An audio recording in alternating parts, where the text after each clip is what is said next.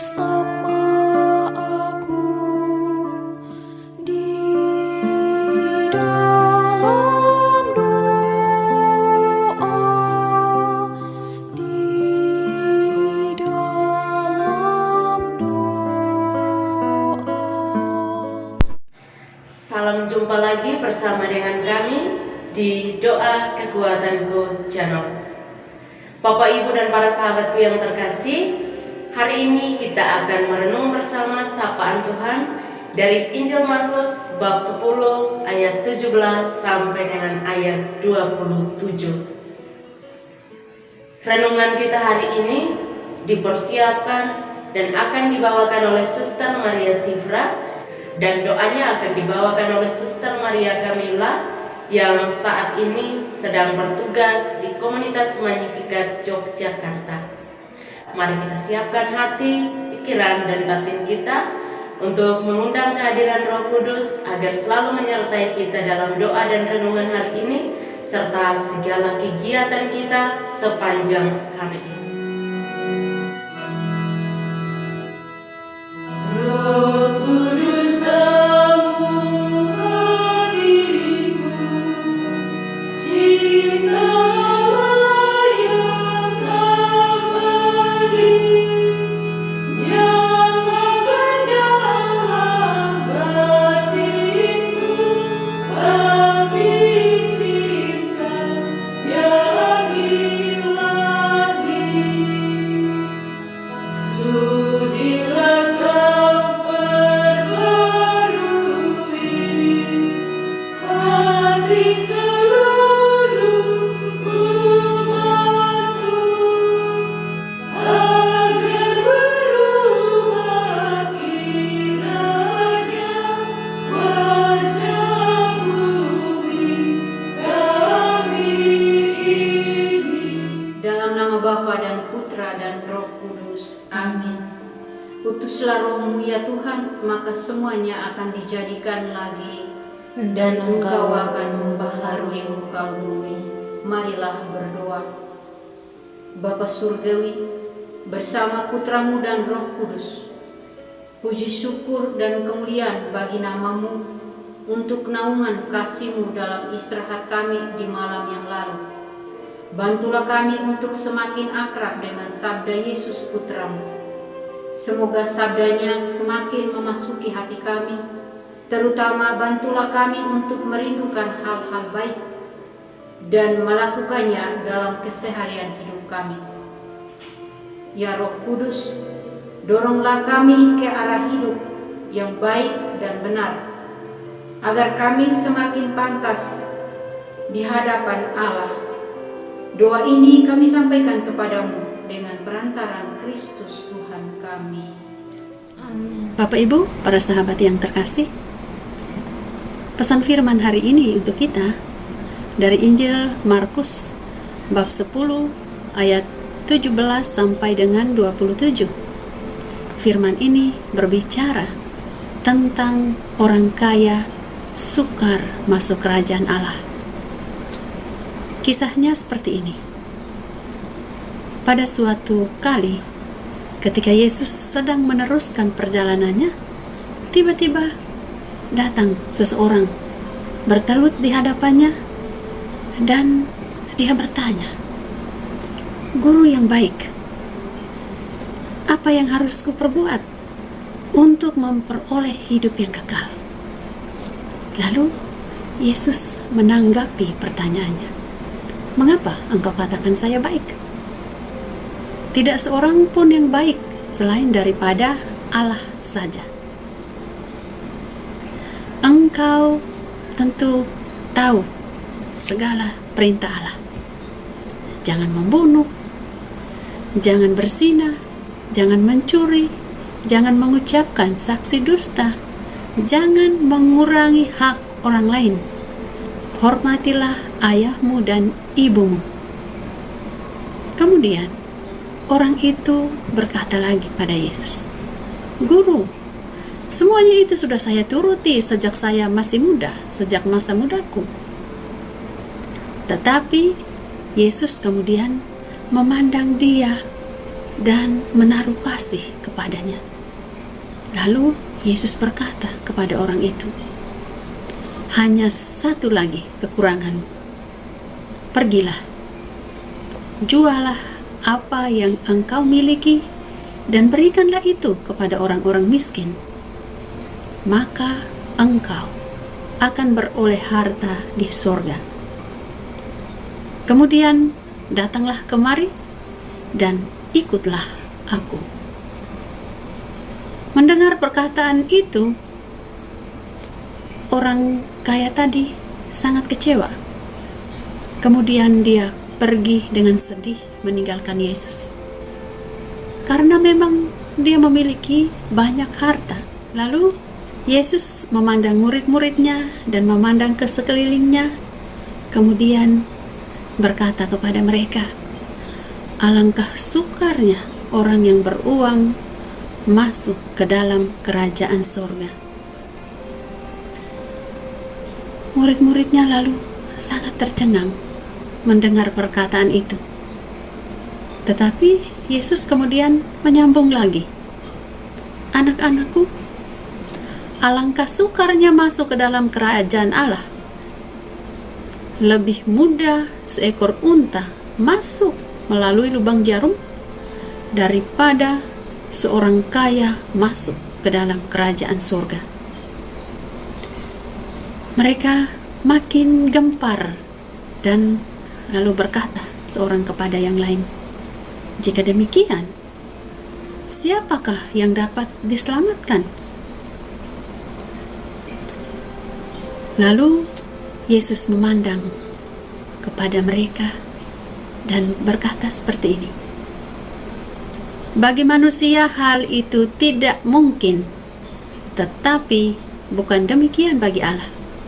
Sebab segala sesuatu adalah mungkin bagi Allah." Demikianlah sabda Tuhan. Syukur kepada Allah.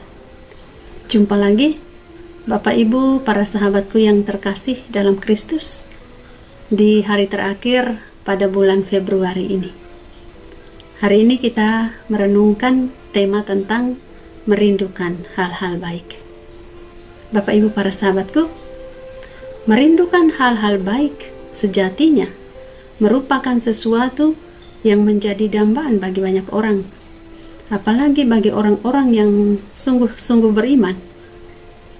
Namun, hal-hal baik itu seringkali terhimpit oleh keinginan-keinginan duniawi yang selalu menyeret orang kepada kerinduan akan harta benda duniawi. Sebenarnya, hidup ini simpel jika manusia tidak membuatnya menjadi rumit. Jika manusia menyadari bahwa hidup ini dapat dijalani apa adanya, melakukan yang harus dilakukan, menghindari yang perlu dihindari, dan berusaha menjadi yang terbaik, pertama-tama bagi diri sendiri, lalu bagi orang lain. Bapak Ibu para sahabatku yang terkasih, menarik bahwa Yesus dalam Injil hari ini berbicara tentang orang kaya yang sukar masuk ke dalam kerajaan Allah. Kisah ini diawali dengan seorang kaya yang mencari tahu kepada Yesus tentang hal-hal baik apa yang harus dilakukannya. Ini luar biasa, bahwa ada orang yang merindukan sesuatu yang baik. Melalui kejadian ini, sebenarnya Yesus sedang menyadarkan para pendengarnya bahwa kekayaan merupakan penghalang bagi seseorang untuk masuk ke dalam kerajaan Allah. Memang kita perlu mengakui, ikatan yang paling sulit dilepaskan manusia untuk dengan total mengikuti Yesus adalah harta benda. Semakin banyak harta dan kekayaan seseorang, semakin banyak juga dibutuhkan waktu untuk memikirkannya, untuk mengembangkannya, dan untuk mendapatkannya lebih banyak lagi. Bapak Ibu para sahabat yang terkasih dalam Kristus, ada dua tipe orang kaya yang kita kenal. Yang pertama, orang kaya yang dermawan. Yang kedua, orang kaya yang hanya untuk dirinya sendiri. Kita perlu mengakui bahwa banyak juga orang kaya yang berhati dermawan. Kadang-kadang kita mendengar mereka membantu banyak kepentingan orang lain yang membutuhkan. Bagi saya, orang-orang kaya yang dermawan ini, mereka seringkali bekerja untuk orang lain. Orang kaya yang dermawan ini selalu memikirkan orang lain. Kalau bisnis mereka tidak jalan, mereka stres. Bukan karena tidak ada uang, tetapi mereka stres karena banyak orang harus berhenti bekerja. Mereka memikirkan bagaimana nasib keluarga para karyawan mereka, bagaimana kebutuhan hidup mereka sehari-hari, dan lain sebagainya. Ini yang bisa saya tangkap dari cerita beberapa kenalan tentang kepedulian mereka terhadap orang-orang yang bekerja dengan mereka, lalu harus berhenti karena kondisi pandemi yang berkepanjangan ini. Lalu pada kesempatan yang lain, saya mendapatkan pesan WA dari seorang kenalan yang dalam tanda kutip beliau ini boleh dikatakan hidupnya berkecukupan ya. Beliau waktu itu mengikuti salah satu materi di channel YouTube yang berbicara tentang kepekaan terhadap orang yang menderita. Lalu beliau mengirim pesan WA kepada saya seperti ini. Suster, banyak orang yang tidak peduli dengan kesulitan orang lain, dan banyak orang yang mau menikmati sendiri segala berkat yang mereka peroleh. Pada kesempatan yang lain lagi, beliau mengatakan, yang ada pada saya ini hanya titipan Tuhan. Saya hanya mengelola apa yang Tuhan titipkan pada saya. Karena itu kewajiban saya untuk menolong siapapun yang membutuhkan. Luar biasa, Bapak Ibu para sahabatku. Inilah tipe orang-orang kaya yang berhati dermawan. Berbeda dengan orang kaya yang tipe kedua tadi, yang hanya untuk diri sendiri. Mereka memang lebih mementingkan diri sendiri dan mau mencari lebih banyak lagi demi kenikmatan dan keinginan mereka. Bapak Ibu para sahabatku yang terkasih, kekayaan bisa menjadi tanda berkat dari Tuhan, tetapi juga bisa menjadi penghalang bagi manusia untuk lebih dekat dengan Tuhan. Mari belajar dari orang kaya dalam Injil hari ini. Datang dengan sikap yang benar pada Tuhan. Berguru pada guru yang benar, yaitu Yesus sendiri. Bertanya dengan pertanyaan yang benar, yaitu tentang hal-hal baik apa yang harus dilakukan. Kemudian, ini penting, kita belajar dari orang kaya tadi. Ketika dia sudah mengetahui semuanya, dia salah mengambil keputusan. Dia malah pergi meninggalkan Yesus dengan sedih.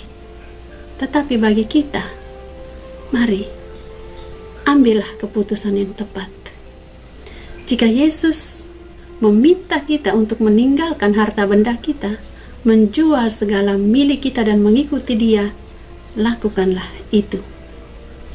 Harta benda kita bukan saja soal materi, tetapi harta kesombongan kita, harta egoisme kita, harta kemalasan kita, harta tukang gosip kita, harta kecemburuan dan iri hati kita, serta harta-harta yang lainnya. Mari kita tinggalkan dan kita ikuti Yesus. Hal yang paling membatasi kita dengan kebahagiaan adalah ketika kita tidak merindukan hal-hal baik. Kerinduan akan hal-hal baik akan membawa kita pada suasana damai, sukacita, dan penuh berkat. Amin. Marilah kita menyampaikan doa permohonan kita kepada Tuhan yang Maha Kuasa. Ya Tuhan, kami berdoa untuk orang-orang sakit yang sedang terbaring di rumah sakit maupun di rumah mereka sendiri, serta mereka yang ada di emperan toko, di pinggiran jalan, di kolong jembatan, yang mungkin sedang sakit. Semoga Engkau datang menghampiri mereka, menjamah dan menyembuhkan mereka. Marilah kita mohon. Kabulkanlah doa kami ya Tuhan. Ya Tuhan, kami berdoa untuk negara-negara yang sedang berperang, secara khusus negara Ukraina dengan Rusia. Semoga kuasa-Mu melumpuhkan setiap serangan senjata mereka. Berikanlah jalan damai bagi kedua negara ini, agar rakyatnya boleh hidup aman dan sejahtera. Marilah kita mohon. Kabulkanlah doa kami ya Tuhan. Ya Tuhan, kami bersyukur atas kasih-Mu melalui orang-orang kaya yang memiliki hati dermawan. Berkatilah setiap usaha mereka. Jauhkanlah dari mereka setiap ancaman dan mara bahaya. Marilah kita mohon. Kabulkanlah doa kami ya Tuhan. Ya Tuhan, dengarkanlah doa permohonan diri kami sendiri dengan keluarga kami. Marilah kita hening sejenak untuk menyampaikan doa permohonan kita masing-masing.